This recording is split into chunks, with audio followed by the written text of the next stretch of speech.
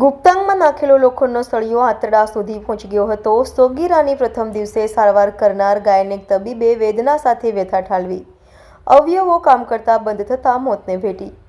ઝઘડિયામાં 16મી તારીખે બપોરના સમયે પાડોશમાં રહેતો યુવાન 10 વર્ષીય સગીરાને અપહરણ કરી અવાવરૂ જગ્યાએ લઈ ગયો હતો, જ્યાં દિવાલની પાછળ તેની સાથે અમાનુષી કૃત્ય કર્યું હતું। તેને બાળકીના ગુપ્તામાં સળિયો નાખી દેતા તેને ગંભીર હાલતમાં પહેલા ભરૂચ અને બાદમાં વડોદરા ખસેડી હતી, જ્યાં 8 દિવસની સારવાર બાદ તેને દમ તોડી દેતા પરિવાર પર આભ તૂટી પડ્યું હતું। ભરૂચ સિવિલમાં પ્રાથમિક સર્જરીમાં જ બાળકીની સ્થિતિ ગંભીર જોવા મળી હતી। મેં સોશિયલ મીડિયામાં જોયું બાળકીનું મોત થયું, ભારે આઘાત લાગ્યો। જોકે તે જ્યારે સારવાર માટે અહીં લવાઈ હતી ત્યારથી જ તેની હાલત ખૂબ ગંભીર હતી।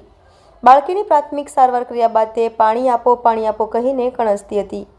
જોકે તેનું ઓપરેશન કરવાનું હોય અમે તેને પાણી પણ આપી શક્યા ન હતા। પ્રાથમિક ઓપરેશનમાં જ માલુમ પડ્યું હતું કે બાળકીને ખૂબ જ ગંભીર ઇજાઓ થઈ છે અને તેની જીવવાની શક્યતા માંડ 1% જેટલી હતી। વડોદરા તેને લઈ જવામાં આવ્યા બાદથી લગભગ 6 દિવસથી તે વેન્ટિલેટર પર હતી। ત્યાં તેની સ્થિતિ કેવી હતી તે હું જાણતી ન હોય કહી શકું નહીં। બાળકીના આંતરડા સુધી થયેલા ગંભીર ઇજાઓનું ઇન્ફેક્શન શરીરમાં પ્રસરી જતાં તેનું કાર્ડિયક ફેલ થઈ હતું। સોશિયલ મીડિયા પર તબીબના ઇન્ટરવ્યૂથી જાણ્યું છે બાળકીએ રીબાઈને 8 દિવસ કાઢ્યા બાદ આખરે જિંદગી સામેનો જંગ હારી ગઈ। બાળકી આજે બપોરે 2 વાગે એના પર બાળકી પર કાર્ડિયાક એરેસ્ટનો પહેલો હુમલો આવ્યો, જેથી બાળકની સ્થિતિ એકદમ ગંભીર બની ગઈ। અમારા ડૉક્ટર્સની નિષ્ણાત ટીમ દ્વારા એને સારવાર આપવામાં આવી એટલે પેશન્ટ પાછું સ્ટેબલ થઈ ગયું, પરંતુ ત્યારબાદ 5:15 બાળકીને ફરીથી બીજો કાર્ડિયાક એરેસ્ટનો હુમલો આવ્યો,